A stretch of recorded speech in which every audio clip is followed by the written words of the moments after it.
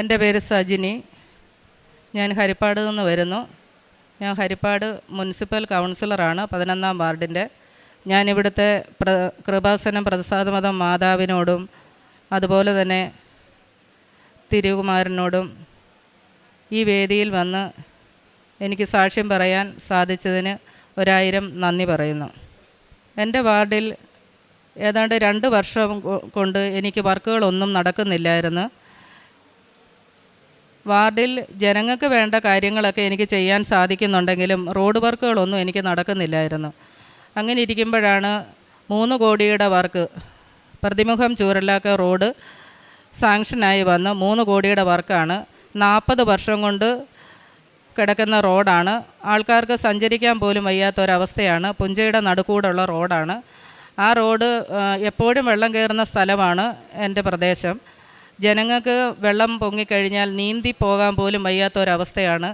ജനങ്ങൾ എല്ലാവരും എന്നെ വിശ്വസിച്ച് എന്നെ ജയിപ്പിച്ച് ഞാൻ ഈ സ്ഥാനത്തെത്തിയിട്ടും എനിക്കൊന്നും ചെയ്യാൻ പറ്റാത്ത ഒരവസ്ഥയായിരുന്നു. ഞാൻ വളരെ എല്ലാ കൗൺസിലിലും ഞാൻ സംസാരിക്കുന്നെങ്കിലും എൻ്റെ ഈ കാര്യങ്ങളൊന്നും നടക്കുന്നില്ല. എനിക്ക് വളരെ വിഷമമായി. അതുവഴി ഞാൻ ഒരു പ്രാവശ്യം സർക്കാർ അറിയിച്ചു, 3 മാസം കൊണ്ട് ഈ റോഡ് 1.25 കിലോമീറ്ററുള്ള റോഡാണ്, 3 കോടിയാണ്.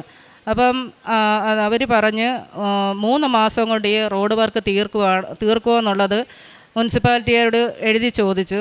മുനിസിപ്പാലിറ്റി ഉടനെ തന്നെ കൗൺസിൽ വിളിച്ച് കൗൺസിലിൽ സംസാരിച്ചപ്പം കൗൺസിലർമാരെല്ലാവരോടും പറഞ്ഞ് 3 മാസം കൊണ്ട് നമുക്ക് ചെയ്ത് തീർക്കാമെന്ന് എഴുതി അറിയിക്കൂ, ബാക്കി നമുക്ക് വേണമെങ്കിൽ എക്സ്റ്റൻഷൻ ചെയ്യാം എന്നുള്ള ഒരു ആഗ്രഹം പറഞ്ഞു. അങ്ങനെ നമ്മൾ റോഡ് ചെയ്യാനുള്ള തീരുമാനം എടുത്തു. അപ്പോൾ എന്നോട് പറഞ്ഞ് ഒരു കാര്യം ചെയ്യും, നമുക്ക് ആ വാർഡിൽ അപ്പോൾ ഒരു കോൺട്രാക്ടറും മാർട്ടിൻ എന്ന് പറഞ്ഞൊരു കോൺട്രാക്ടർ വർക്ക് എടുത്തു. അപ്പോൾ പറഞ്ഞ് നമുക്ക് ആ ഭാഗത്തുള്ള എല്ലാവരെയും കൂടെ വിളിച്ച് നമുക്കിതിനെക്കുറിച്ചൊന്നും ഒരു ധാരണയിലെത്താം, ആരും പ്രശ്നങ്ങളൊന്നും ഉണ്ടാക്കരുത്, എല്ലാവരും കൂടെ ആക്കി നമുക്ക് റോഡ് ചെയ്യാമെന്ന് പറഞ്ഞു. 3 മീറ്റർ വീതി മാത്രമേ ആ റോഡിനുണ്ടായിരുന്നുള്ളൂ. പക്ഷേ ജില്ലാ പഞ്ചായത്ത് 6 മീറ്റർ വീതി എടുത്തിട്ടുണ്ടെങ്കിൽ 2 സൈഡും പുഞ്ചയുടെ നടുക്കൂടായതുകൊണ്ട് 2 സൈഡിലും 3 മീറ്റർ വീതിയും കൂടെ ആകണം. ഞാൻ എല്ലാം മൊത്തം തിരക്കി വന്നപ്പോഴത്തേക്കും കരവടച്ച രസീതൊക്കെ ഓരോരുത്തരുടെയും കൈമറിഞ്ഞ് അത് ചില പുഞ്ചയില ആൾക്കാർ അത് വിറ്റുപോയി, ചിലരാണെന്നുണ്ടെങ്കിൽ ചിലരൊക്കെ മരിച്ചുപോയി. അങ്ങനെയൊക്കെ കുറേ താമസങ്ങൾ വന്നതുകൊണ്ട് ഈ കരവടച്ചത് കിട്ടാനൊക്കെ വളരെ ബുദ്ധിമുട്ട് ഞാൻ അനുഭവിച്ചു. ഏതായാലും ഞാൻ പലരെ ചെന്ന് കണ്ട് ഏതായാലും എല്ലാവരുടെയും കരവടച്ച രസീത് മേടിച്ച് അതുപോലെ തന്നെ ആ കരത്തിൽ കുറവാക്കി തന്നിട്ട് നമ്മുടെ റോഡിനോട് ആഡ് ചെയ്ത് കിട്ടണം. ഇതെല്ലാം ഞാൻ ചെയ്ത് വില്ലേജ് ഓഫീസിലും ഇത്രയും ഏതാണ്ട് ഒരു 20 പേരുടെയോളം കരവടച്ചത് വേണമായിരുന്നു. ഇതെല്ലാം ഞാൻ ശരിയാക്കി അതെല്ലാം വില്ലേജ് ഓഫീസിലും കൊടുത്തു, ഒരു കോപ്പി മുനിസിപ്പാലിറ്റിയിലും കൊടുത്തു. അതെല്ലാം റെഡിയായി. അത് കഴിഞ്ഞപ്പോഴാണ് ഇതുപോലെ അവിടുത്തെ ഒരു കമ്മിറ്റി വിളിച്ച് കഴിഞ്ഞപ്പം അവിടെയുള്ള ജനങ്ങൾ, കൂടുതലും പാവപ്പെട്ട ആൾക്കാർ താമസിക്കുന്ന വാർഡാണ് എൻ്റേത്, അവിടെ ഉള്ളവർ പറഞ്ഞ് 6 മീറ്റർ വീതിയില്ലേ റോഡ് ചെയ്യണ്ട, കൗൺസിലർ അതിന് ഒരുങ്ങണ്ടെന്ന് പറഞ്ഞു. ഞാൻ പറഞ്ഞു 6 മീറ്റർ വീതി ഞാൻ ശരിയാക്കിയിട്ടുണ്ട്, നമുക്ക് ചെയ്യാം. അപ്പോൾ അവർ പറഞ്ഞു ഇവിടെ ചെയ്യണ്ട, ഞങ്ങൾ നീന്തിയാണേലും പൊക്കോളാം. അങ്ങനെയുള്ള ഒരു രീതിയിൽ അവർ ഒരു സമീപനം എടുത്ത് അത് കോൺട്രാക്ടർക്ക് വളരെ വിഷമമായി. കോൺട്രാക്ടർ ആകെ പേടിച്ച്, 3 കോടിയുടെ വർക്കാണ്, അദ്ദേഹം കയ്യിൽ നിന്ന് കാശ് മുടക്കി ചെയ്ത് കഴിയുമ്പം ബില്ല് മാറി കിട്ടിയില്ലെങ്കിലോ. അപ്പോൾ എന്നോട് ചോദിച്ചു, കൗൺസിലർ അല്ലെങ്കിൽ വീട്ടിൽ നിന്ന് തരേണ്ടി വരും എന്ന് പറഞ്ഞു. അങ്ങനെയായി കോൺട്രാക്ടർ അതിനകത്തു നിന്ന് പുറകോട്ട് നിന്ന് അങ്ങനെ ആ റോഡ് അവിടെ കിടന്ന് കുറച്ച് നാൾ കഴിഞ്ഞപ്പോഴാണ് 3 മാസം കൊണ്ട് തീർക്കണമെന്നുള്ളത് ഗവൺമെൻറ് അറിയിക്കുന്നത്. അതങ്ങനെ കൗൺസിൽ തീരുമാനമെടുത്ത് അത് ചെയ്യാമെന്ന് പറഞ്ഞ് അത് അന്നേരം തന്നെ എന്നോടൊരു ഓവർസിയർ പറഞ്ഞ്, മാഡം ഇന്ന് തന്നെ ആ പേപ്പർ വിടണം, നമുക്ക് ദിവസമില്ല, അതുകൊണ്ട് ഇന്ന് വൈകിട്ട് തന്നെ മാഡം ആ പേപ്പർ നീക്കിയതിന് ശേഷമേ വീട്ടിൽ പോകാവുള്ളൂ എന്ന് പറഞ്ഞു. അങ്ങനെ ഞാൻ അവിടെ നിന്ന് അത് പേപ്പറെല്ലാം ഓക്കെ ആക്കി വിട്ടേക്കണേന്ന് പറഞ്ഞിട്ട് ഞാൻ വീട്ടിൽ ചെന്ന് 2 ദിവസം കഴിഞ്ഞ് ഞാൻ തിരിച്ച് മുനിസിപ്പാലിറ്റി വന്നപ്പോഴത്തേക്കും ചെയർമാനോട് ഞാൻ ചോദിച്ചു, ചെയർമാനെ ആ വർക്കൊക്കെ എങ്ങനെയായി, എല്ലാം ഓക്കെ ആയല്ലോ അല്ലേ എന്ന് പറഞ്ഞു. അപ്പോൾ എന്നോട് പറഞ്ഞു, അയ്യോ അത് കൗൺസിലർ അറിഞ്ഞില്ലയോ, അത് വേണ്ട, അത് നടക്കത്തില്ല എന്ന് എഴുതി അയച്ചെന്ന് പറഞ്ഞു. ഞാൻ ആകെ വിഷമിച്ച്. ഞാൻ ചോദിച്ചു, നമ്മൾ കൗൺസിൽ തീരുമാനം എടുത്തത് എന്തുകൊണ്ടാണ് എയ്ക്ക് അങ്ങനെ ചെയ്യാൻ പറ്റിയതെന്ന് ചോദിച്ചു. ഞാൻ അന്നേരം പറഞ്ഞത് എയോട് ചോദിക്കാൻ പറഞ്ഞു. ഞാൻ അങ്ങനെ എയോട് അടുത്ത് ചെന്ന് അവിടെ ചെന്ന് ചോദിച്ചപ്പോൾ പറഞ്ഞ് അത് 1.5 മാസം വേണം നമ്മൾ എസ്റ്റിമേറ്റ് എടുക്കാൻ. അത് കഴിഞ്ഞ് 1.5 മാസം കൊണ്ട് നമ്മൾ വർക്ക് തീർക്കത്തില്ലല്ലോ, അതുകൊണ്ടാണ് ഞാൻ അങ്ങനെ എഴുതി അയച്ചെന്ന് പറഞ്ഞു. ഞാൻ ആകെ വിഷമിച്ച് താഴെ വന്ന് ഞാൻ പറഞ്ഞു, ഇനി ഞാൻ മുനിസിപ്പാലിറ്റി വരത്തില്ല. എന്നെ വിശ്വസിച്ച് വോട്ട് ചെയ്ത് ജയിപ്പിച്ചതാണ് എൻ്റെ ആൾക്കാർ. അതുകൊണ്ട് ഇനി അവരെ വിഷമിപ്പിക്കാനായിട്ടോ അല്ലെ എൻ്റെ ഈ വാർഡിലെ പല കാര്യങ്ങളും ഞാൻ പറഞ്ഞിട്ടും പല റോഡുകൾ പറഞ്ഞിട്ട് എനിക്കിതുവരെ ഒന്നും സാധിച്ചിട്ടില്ല. 11ാം വാർഡിനെ ഉപേക്ഷിച്ചിട്ട മട്ടിലാണ് ഈ 29 കൗൺസിലർമാരും ചെയർമാനും ചെയ്യുന്നത്.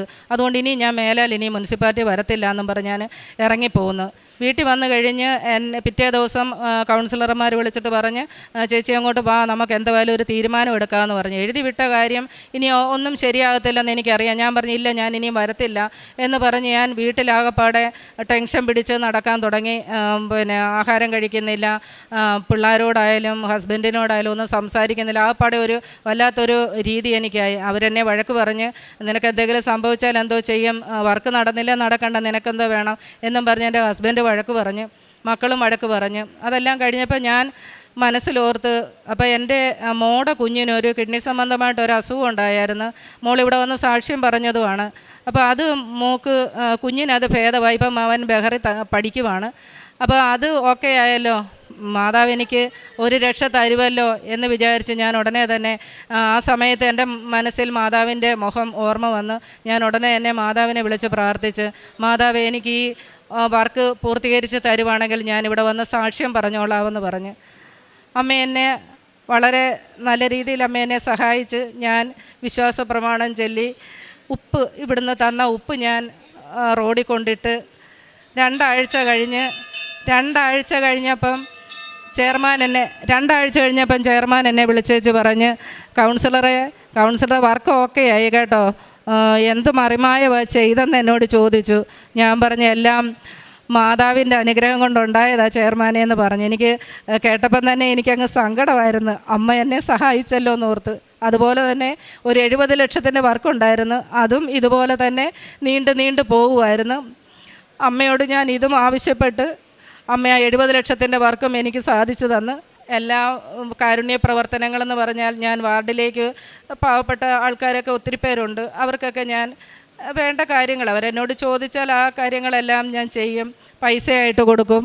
അതുപോലെ തന്നെ വീട്ടിൽ പോയി അവരെ കാണും. അവർക്ക് ട്രീറ്റ്മെൻറ്റ് എന്തെങ്കിലും വേണമെങ്കിൽ ഉടനെ തന്നെ ഹെൽത്തിലൊക്കെ വിളിച്ച് പറഞ്ഞ് അവർക്ക് വേണ്ട സഹായങ്ങൾ ചെയ്യും. എപ്പോഴും ഞാൻ അവരുടെ ഒപ്പമുണ്ട്. എനിക്ക് അങ്ങനെ ഒരു മനസ്സ് എനിക്ക് അമ്മ തന്നെയാണ് എനിക്ക് തന്നത്. അതുപോലെ തന്നെ ഞാൻ രാവിലെ എഴുന്നേൽക്കുമ്പോഴും വൈകിട്ടും അമ്മയെ ഞാൻ എപ്പോഴും പ്രാർത്ഥിക്കും. എനിക്ക് വളരെ ശാന്ത സ്വഭാവമായിരിക്കണം, എല്ലാവരോടും മയമായിട്ടും സ്നേഹമായിട്ടും മര്യാദയായിട്ടും സംസാരിക്കാനുള്ള കഴിവ് അമ്മ എനിക്ക് തരണം.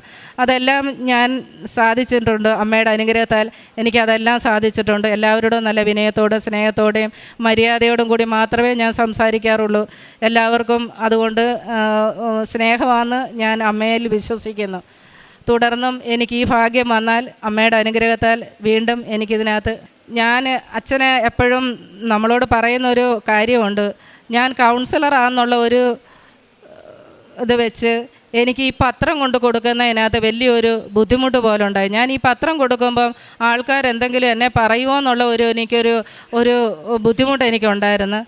അപ്പം ഞാൻ ഒരു പ്രാവശ്യം ഇതുപോലെ മൊബൈൽ രാവിലെ ഞാൻ കിച്ചണിൽ കയറുമ്പോൾ മൊബൈൽ ഓണാക്കി വെക്കും. അച്ഛൻ്റെ പ്രാർത്ഥനയൊക്കെ കേൾക്കും, അതുപോലെ തന്നെ സാക്ഷ്യം കേൾക്കും. അപ്പോൾ അതിനകത്ത് ഇതുപോലെ അച്ഛൻ പറഞ്ഞ്, വലുതാന്നുള്ള ഒരു ചിന്ത മാറ്റണം, തലഹനം മാറ്റി കഴിഞ്ഞാൽ ഇതെല്ലാം നടക്കും എന്നുള്ളത് അച്ഛൻ ഒരു പ്രാവശ്യം പറഞ്ഞ്. അത് കഴിഞ്ഞപ്പോൾ ഞാൻ ഒരു ദിവസം വിശ്വാസ പ്രമാണം ചൊല്ലിക്കൊണ്ടും ബാഗിനകത്ത് പത്രം എല്ലാം എടുത്തിട്ടിട്ട് ഞാൻ അമ്മയെ വിളിച്ചിട്ട് പറഞ്ഞു, അമ്മേ ഞാൻ തിരിച്ച് വരുമ്പം എൻ്റെ ഈ ബാഗിനകത്ത് പത്രം മുഴുവൻ എനിക്ക് തീർത്ത് തരണേന്ന് പറഞ്ഞു. അതുപോലെ തന്നെ ഞാൻ വാർഡ് മുഴുവനും നടന്ന് ഒരു പത്രം പോലും എൻ്റെ ബാഗിലില്ല. എല്ലാ പത്രവും എനിക്ക് കൊടുത്തു തീർക്കാൻ സാധിച്ച്. ആരും എന്നെ ഒന്നും പറഞ്ഞില്ല. അപ്പോൾ എനിക്ക് മനസ്സിലായി അമ്മ എൻ്റെ കൂടെ ഉണ്ടെന്നുള്ളത്.